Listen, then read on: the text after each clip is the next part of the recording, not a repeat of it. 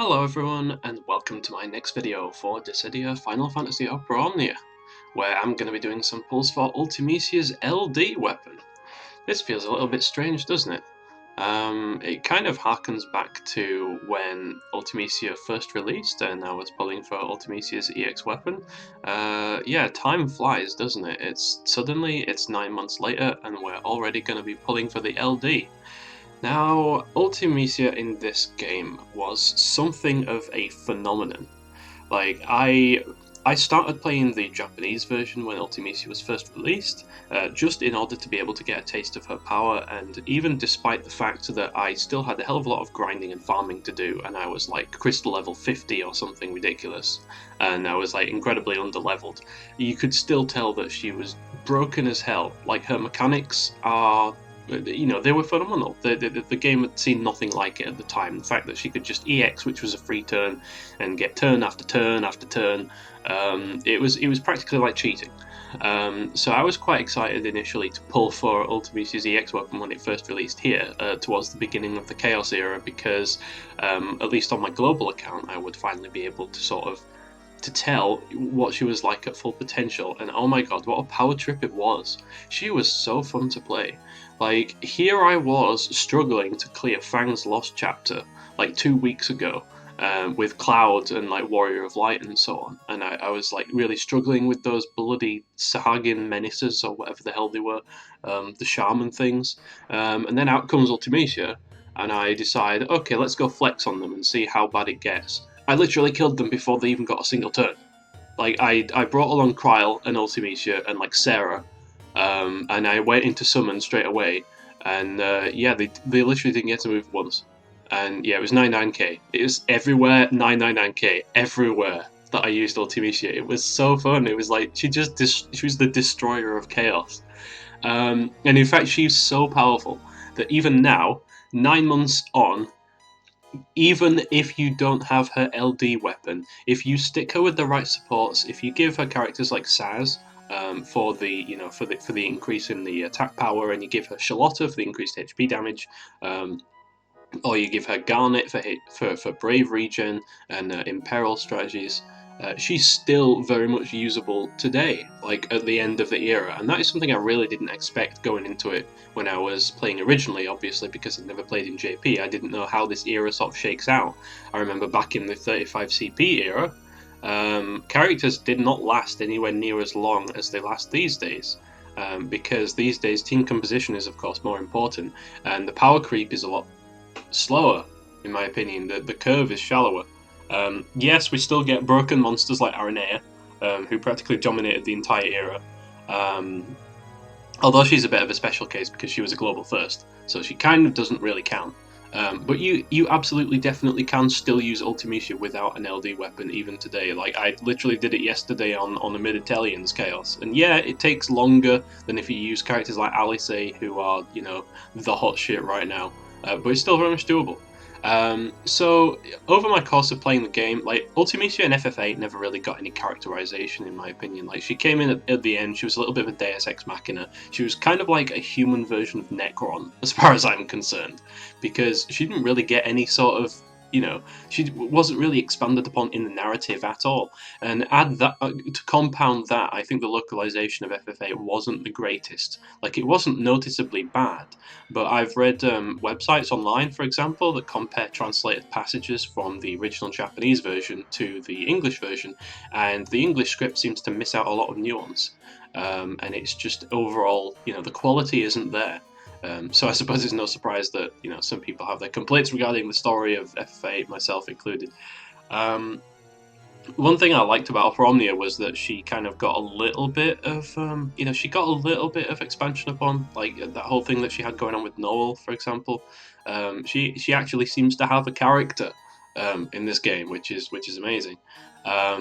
But yeah, she has slowly become a favourite of mine through the course of this game, simply because she's so fun to use. And I definitely want to be pulling for her burst weapon. But unfortunately, if we get out our crystal ball and we take a look into the future, then we will find that when her burst weapon releases, it releases with like 5 goddamn LD weapons, and I want them all. Like, it releases with Penella's LD, Kryle's LD, Hope's LD, Jack's LD. So those, yeah, we've got Penelo, Kryle, Hope, Jack, and then Ultimecia herself. So, like, I really don't want to have to pull for her own LD when there's so many characters out that I also want to get as well. You know, you can argue that logically it would be the most efficient thing to do. I should save my resources and not pull on this banner because I have, like, zero interest in Shantoto, unfortunately. Even if I get her burst weapon, I'm probably not going to be pulling for her LD. I won't sell it for the tokens, I will save it because burst weapons are extremely rare, and the chances are that Shantoto at some point will probably get like an LD board and, you know, a rework, so at that point in time the burst will be very useful. So I'll just, you know, it'll just sit pretty on my shelf gathering dust for the next X number of months. So kind of, in a way, I hope I don't get Shantoto's burst because I'm only going to be pulling with tickets. But yeah, I'm absolutely going to be pulling the LD now because, one, it's going to let me use Ultimecia again, despite the fact that I've just got Alice, and she's incredibly fun to use. I'm not even sure if I'm going to be using Ultimecia all that much, but I definitely want it out of the way now so I don't have to worry about it in the future. So, all said and done, let's get down to it. I've got 582 of these bad boys, and I do have a gem hoard if I have to go that far, but let's hope I don't. So without further ado, let's begin.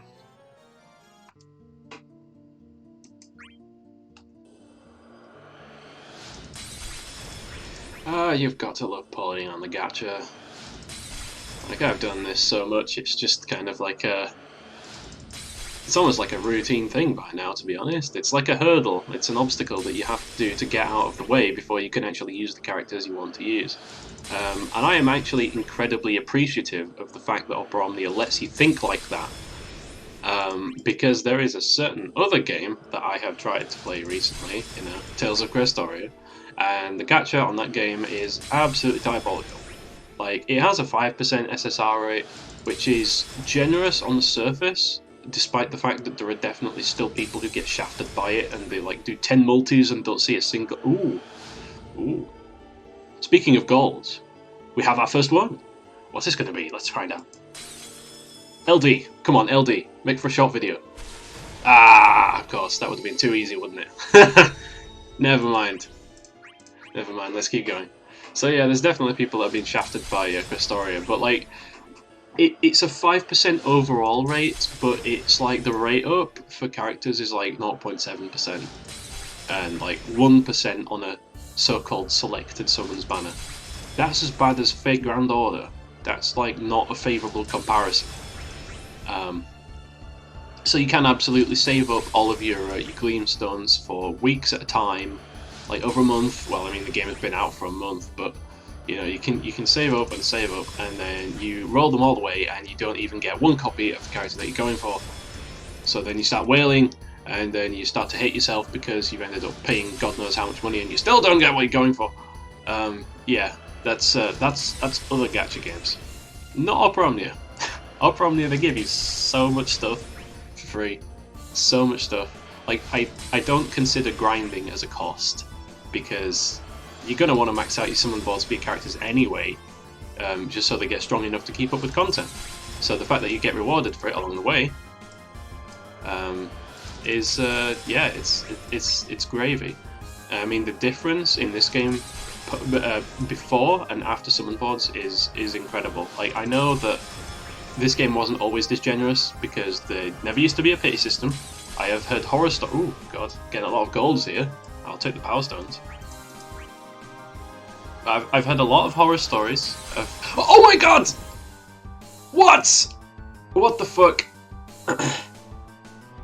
Of people who spent over 100,000 gems before the pity system and hundreds of tickets, and they ended up quitting. But it looks like I did spend 100k on Tidus, and that's the worst that my pulls for this game have gone, I think. Apart from the Kuja one where I did like 50k and 360 tickets or something stupid like that. But it looks like luck was on my side this time. How many tickets was that? 31 tickets or something. Alright, well, this is going to be an extremely short video. It's going to be mostly me rambling at the start again. There's not much pulls in this pull video. You have to forgive me. But I'm definitely not going any further because I have what I want. I've got everything else on the banner. I'm not interested in Shantoto's burst. And I'm going to be pulling for Desh in a few days' time. So yeah, thanks for watching, I guess. And yeah, let's get this girl all cleaned up and ready to go. Until the next one, take care and goodbye.